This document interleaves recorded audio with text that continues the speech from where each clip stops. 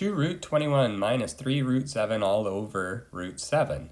Anytime you got two terms separated by either a plus or a minus, I consider that like two terms up on top or in the numerator.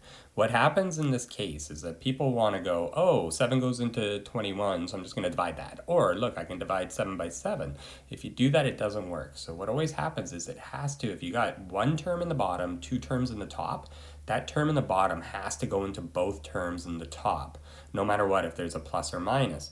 So what I always think is I'm always going to factor my numerator or denominator before I cancel anything out.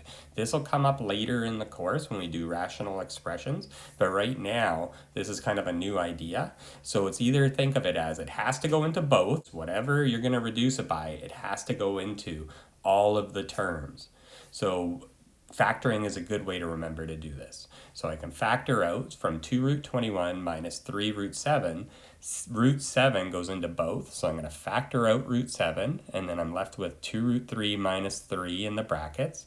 Then, as soon as it's factored, what I always think is that the root 7 that's outside the bracket is just like the one in the bottom, so they can cancel, and I end up with 2 root 3 minus 3. Another way of doing this, if you want though, is just to remember, divide both of them in top by that root 7 in the bottom.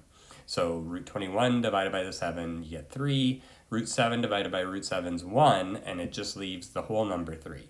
Okay, that's kind of like a shortcut.